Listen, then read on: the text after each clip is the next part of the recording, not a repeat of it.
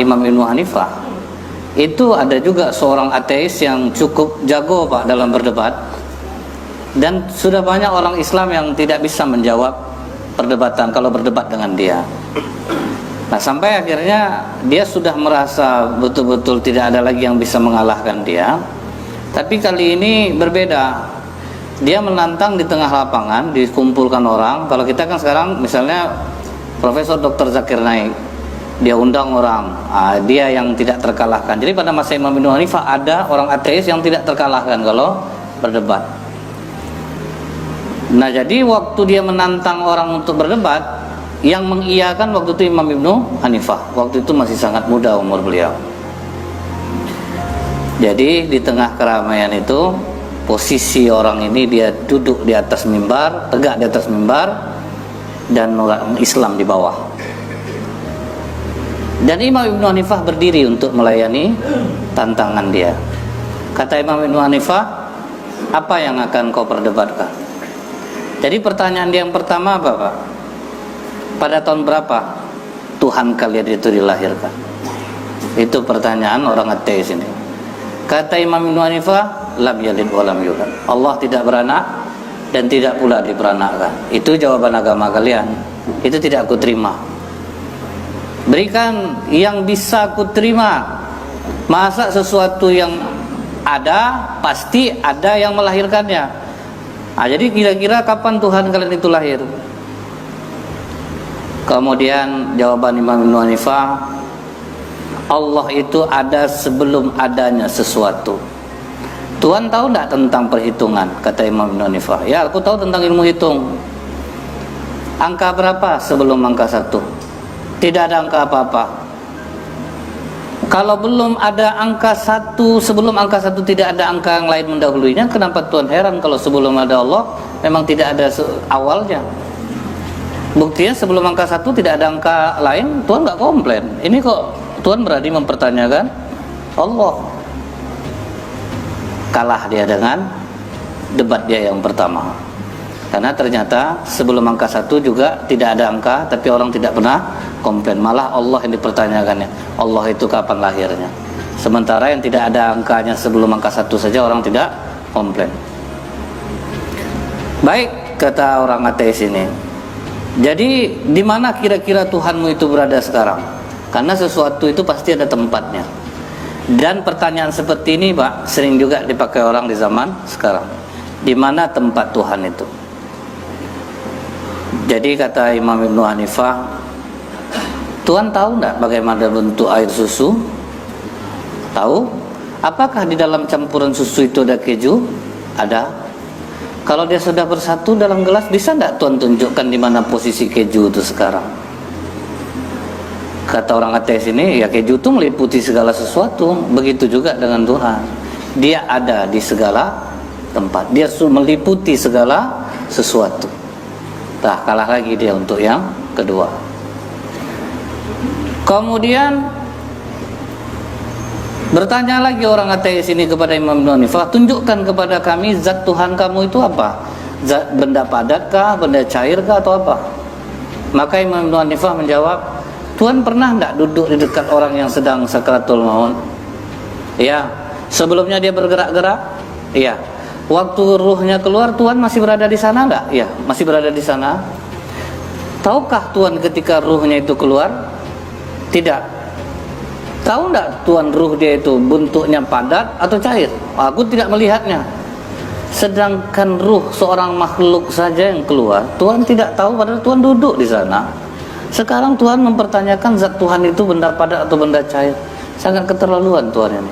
Wah, temen nolak dia, Pak. Iya pula. Sedangkan ruh manusia aja tidak bisa dia mengatakan bentuknya seperti apa, kok Tuhan yang dipertanyakannya. Baik. Kemudian apa lagi katanya? Wahai Hanifah, ke arah manakah Allah itu menghadapkan wajahnya? Jadi kemana Allah itu menghadapkan wajah?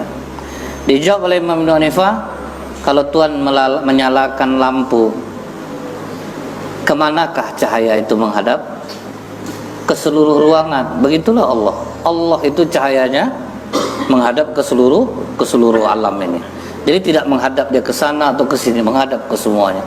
Itulah yang cahaya, dia menghadap ke semua arah.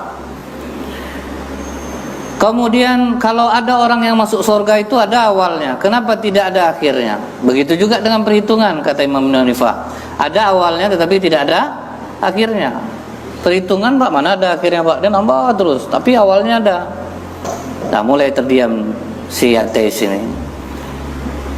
Kemudian bagaimana kebaikan surga itu akan bertambah dan tidak akan ada habis-habisnya jika dinafkahkan. Kebaikan surga itu akan bertambah. Masa iya dia bisa bertambah? Sementara tentu kalau kebaikan itu banyak dia akan berkurang. Maka kata Imam Syafi'i, di dunia ini saja kita bersedekah bisa bertambah nilai sedekah kita itu. Kita ngasih ilmu ke orang bertambah nilainya. Satu kebaikan yang kita buat 10 kali lipat diganti Allah. Kenapa Anda heran kalau kebaikan surga itu bertambah tidak akan pernah berkurang? Akhirnya ditanyanya lagi, Pak, kalau begitu apa pekerjaan Tuhan sekarang? Maka kata Imam Hanifah, seharusnya dari tadi kan aku menjawab di bawah, sekarang kita tukar tempat lah. Biar aku jawab dari atas, kau duduk di bawah. Sampai di atas mimbar, apa kata Imam Hanifah, kau ingin tahu pekerjaan Tuhan sekarang? Iya. Jika ada orang yang sombong berdiri di atas mimbar ini, maka dia akan turunkan dan menaikkan yang benar ke atasnya. Baru kena orang ateisnya jadinya, Pak. Itulah pekerjaan Tuhan saat ini. Nah, ini di sini terlihat, Pak, apa pelajaran yang bisa kita ambil? Orang Islam itu mesti cerdas. Dia harus banyak referensi. Jangan kita memilih-milih guru, Pak. Semuanya dengarkan saja. Justru, Pak, ya, datang orang, kalau banyak guru bingung, saya Ustaz, bingung itu yang membuat kita paham, Pak. Kalau tidak bingung kita gimana kita mau paham? Kata Ustaz ini, kata Ustaz ini, kan bingung kita tuh jadinya. Akhirnya kita mencari pemahaman. Nah, jadi karena ulama-ulama dahulu, Pak, tidak pernah belajar dengan satu orang guru, dengan banyak guru. Akhirnya membuat mereka cerdas jadinya. Makanya orang Islam ini, Pak, ibaratnya dia sangat cerdas harusnya dibandingkan dengan yang lain. Seperti ada seorang ustadz, begitu ada anak muda, dia belum nikah tapi ngasih nasihat perkawinan, Pak. Sebagai seorang senior agak tersinggung Buya yang senior ini. Sini kau dulu, habis anak itu ceramah. Udah kawin kau? Belum lagi, Buya. Kau tidak boleh ngasih nasihat perkawinan, kau aja belum nikah lagi. Kau ajarkan orang cara Rasulullah di rumah begini, menikah, memperlakukan istri. Tidak pantas kau sebetulnya, karena kau belum nikah. Hari itu saya nengok Buya ceramah kematian, Buya, padahal Buya belum pernah mati lagi. Itu namanya ilmu mantik, Pak. Jadi masa orang kalau belum nikah tidak boleh dia ceramah tentang nikah. Kalau memang dia tahu, paham, apa pula salahnya? Tapi yang pernah nanya ke saya itu pernah tuh, Pak, boleh enggak Ustaz kita bawa handphone yang ada aplikasi Al-Quran ke dalam WC? Saya bilang boleh, tapi jangan buka aplikasi Qurannya. Karena Quran itu sudah tersimpan di memori HP itu, memori internalnya, di otaknya tibanya. Jadi jangan dibuka. Kalau dibuka kita dosa, Pak. Tidak boleh lah Ustaz, kan ada aplikasi Quran. Iya, Pak, tapi dia sudah tersimpan di otak handphone itu, di memorinya. Masih juga Bapak ini mengerasa. Bapak ada enggak hafal ayat Al-Quran? Ada, Ustaz. Di mana Bapak simpan? Ya di memori saya. Kalau gitu masuk WC tinggalkan otak Bapak di luar. Jadi kadang, Mbak, orang ini dia butuh kadang begitu kan.